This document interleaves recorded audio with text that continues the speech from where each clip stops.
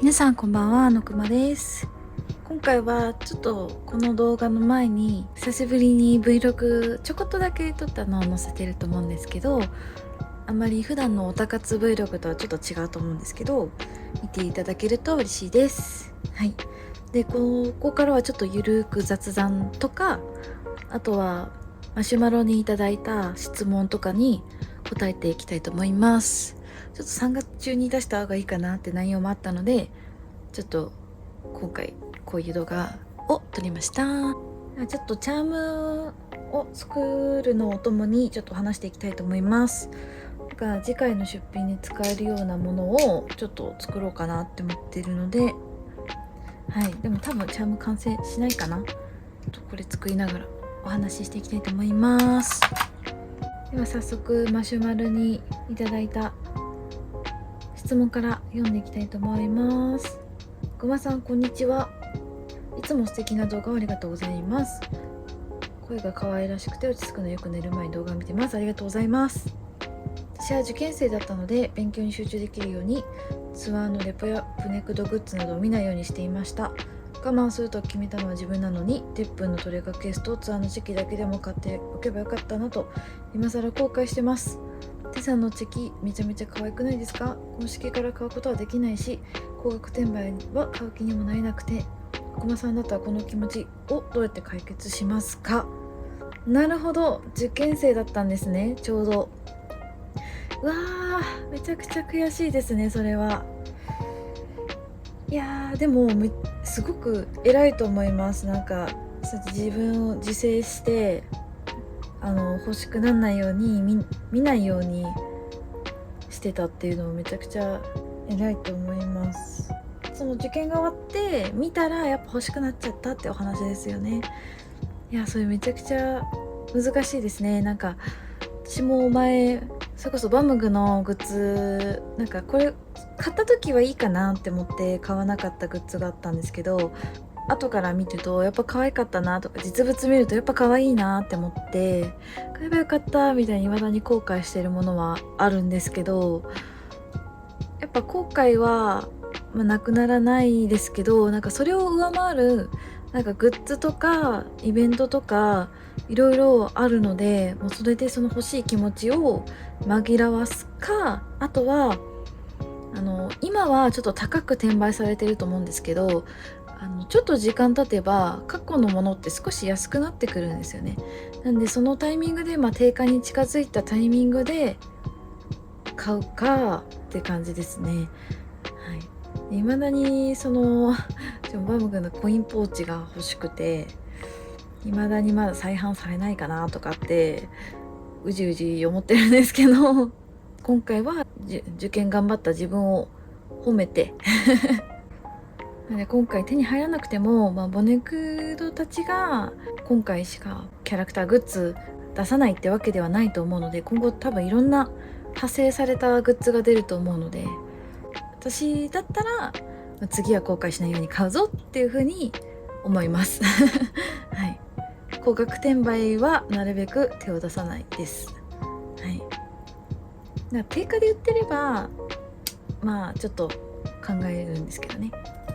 ちゃんと回答になってますか？なんか参考にならなかったらすいません本当にあくまで個人の意見なので、本当に参考程度に聞いていただければと思います。はい、では次。いつも楽しく動画を見させていただいています。私は第5世代ボネ、ゼベ、ライズ、トゥアス、ウィッシュが好きなんですが、ぬくまさんはボネクドとズバ以外に気になっているアイドルいますか？これですねまたもう皆さん雑食でいいですねその気持ちめちゃくちゃわかります。もうなんかもう韓国アイドルみんないいですもんね。で第5世代ですよね。第5世代がこの方は好きで、第5世代の中でじゃなくてもいいってことですね。これはきっと第5世代の中じゃあれ第5世代待ってください。第5世代なんか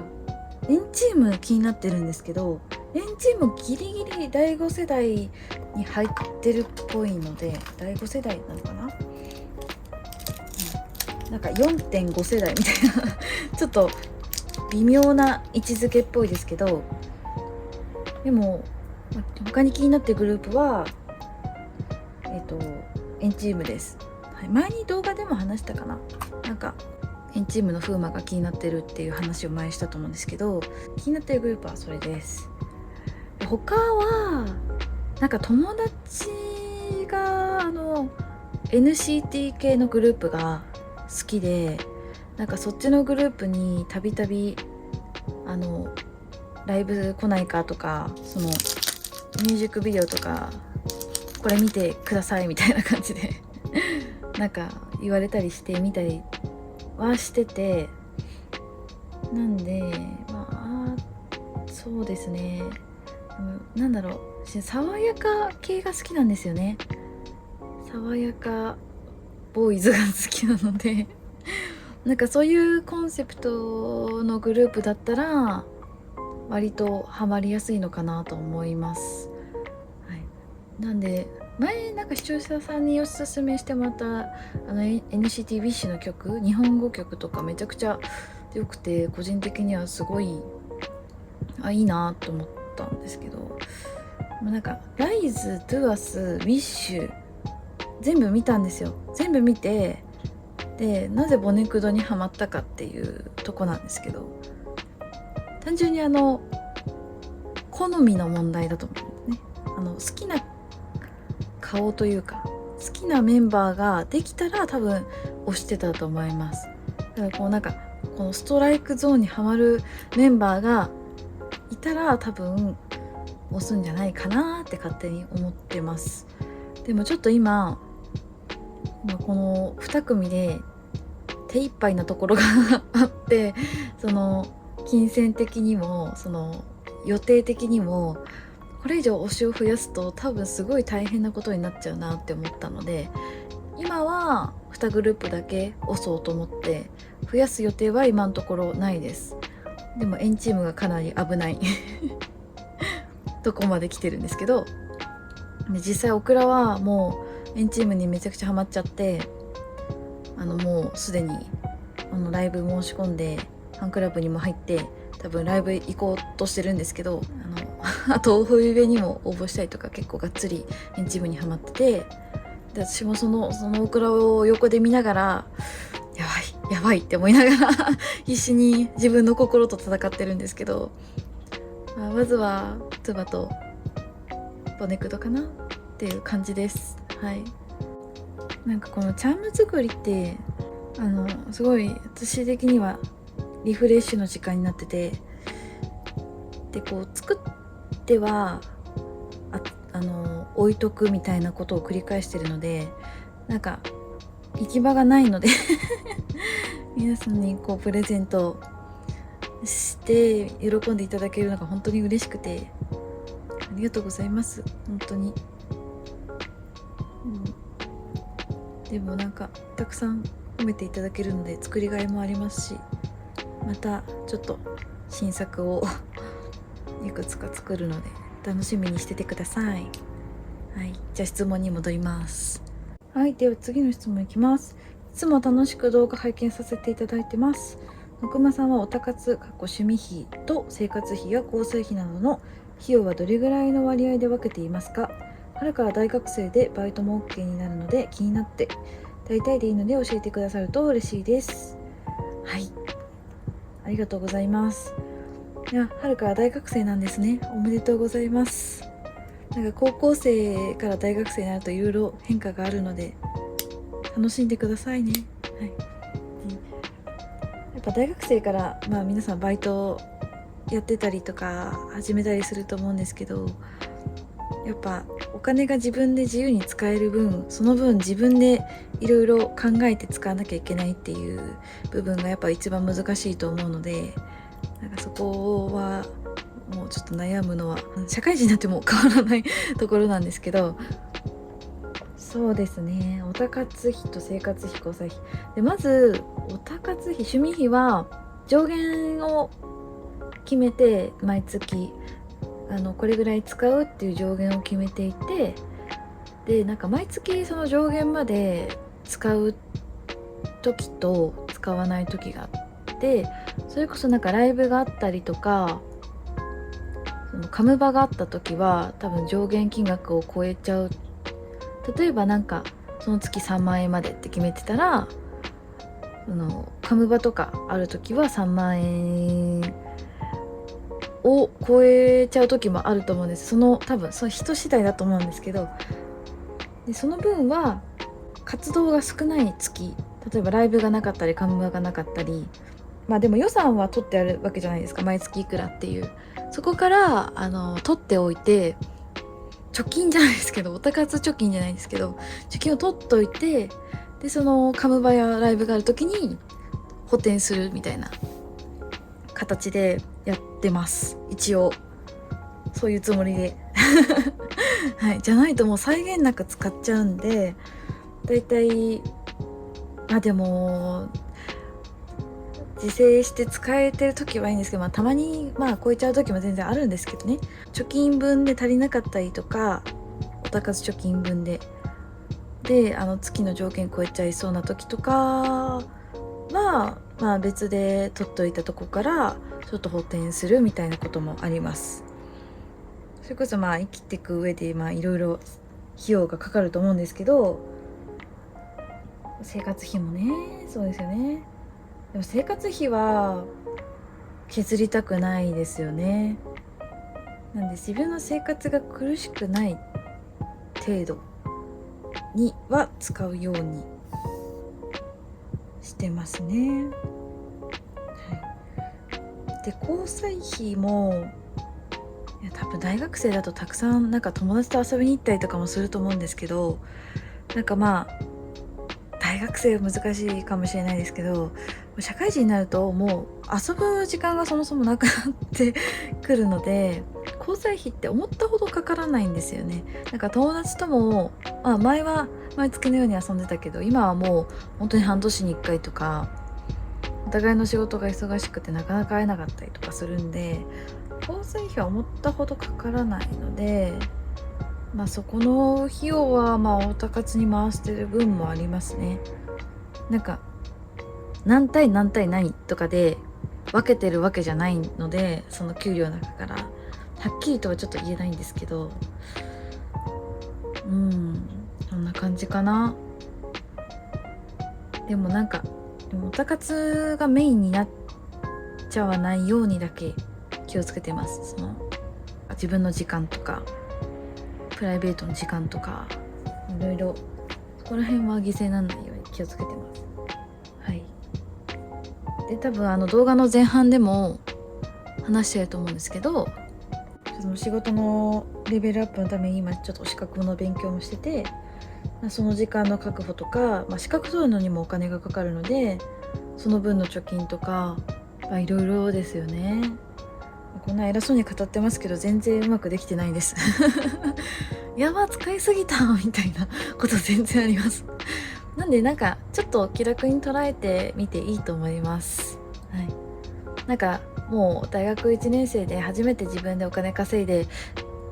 お金ってこんなにもらえるんだってなって、で多分たくさん使いたくなると思うんですよ。なので最初はまず使ってみて、でそれで使いすぎた、ちょっとこんだけ使ったらこれぐらいちょっと他のことが苦しくなるとか、いろいろそれで、自分で勉強してって自分なりの最適解を見つければいいんじゃないかなっていうふうに思います全然偉そうなこと言えない生活してんのに、もうそれが理想です、私的には参考になると嬉しいです。はい。あ、そうですね。なんかその無駄遣いをしないっていう面で見ると、なんか公式以外の商品をなるべく買わないようにすることですかね。例えばチケットの高額転売に手を出すとか、でもそれ違法ですけど、あとそれこそ前の質問でもあった定価より高すぎる商品とか、メルカリで売ってるものとか、そういうのにはあまり手を出さないようにしてます。もうどうしても本当にどうしても欲しいものとかは考えますけど、それ以外のものはなるべく定価で買うとか、定価に近い料金のものを買うとか、そういうのは気をつけてます。はい、トレカも集めるの好きなんですけど、そんなにハマりすぎないようにどこか自制してる部分もあってとか言って、なんか次の動画で史上最高額のトレカ購入とか言ったらあれってなっちゃうかもしれないんですけどまあそうならないように私自身も気をつけてちょっと生活してみます。はいなんか自分の生活も見直せていいですね、これ。なんか、質問者様のお悩み相談だけでなくて、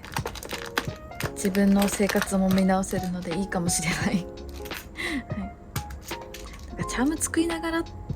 言っときながら、なんか全然進まなかった。でとりあえず新生活についての質問があったので、3月中に一旦ちょっと質問バッて答えましたけど、またなんか質問があったら定期的にこういう会を開きたいと思うので、全然どしどし質問ください。全然本当に何でもいいです。本当に何でもいいです。はい、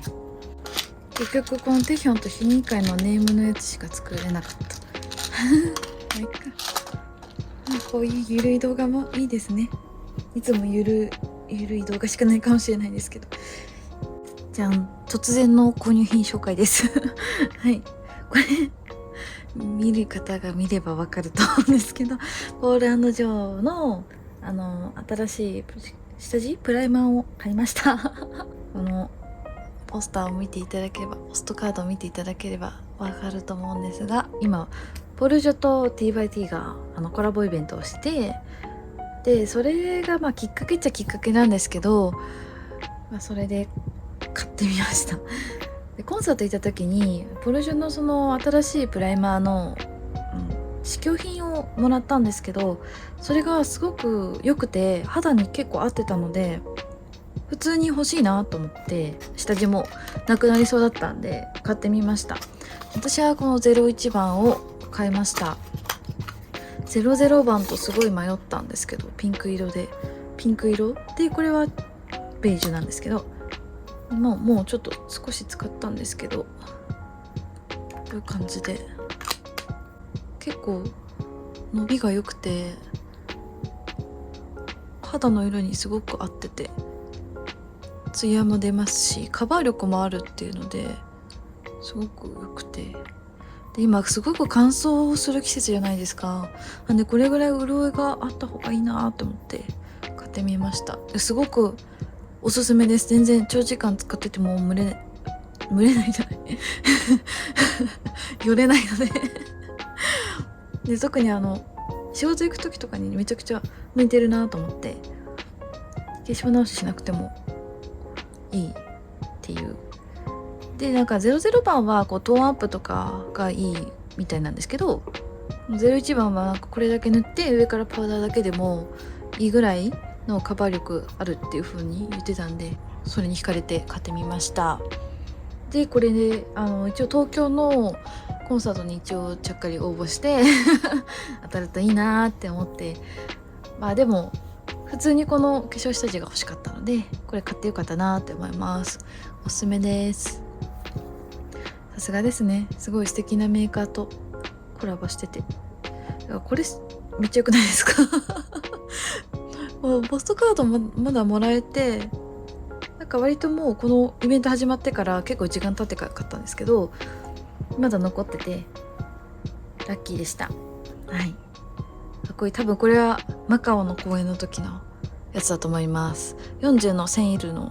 前後でやった公演ですかね。はい、めっちゃかっこいい。はいで、あとはまあ4月にプルバトカフェも予約したので、その動画も出せたらなって思います。はい、じゃあ今日の動画はちょっとかなりゆるい感じにはなっちゃうんですけど、ここまでです。ここまでご視聴いただきありがとうございました。この動画が良かったらコメント、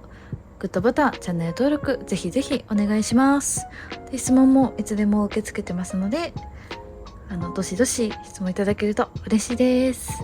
ではまた。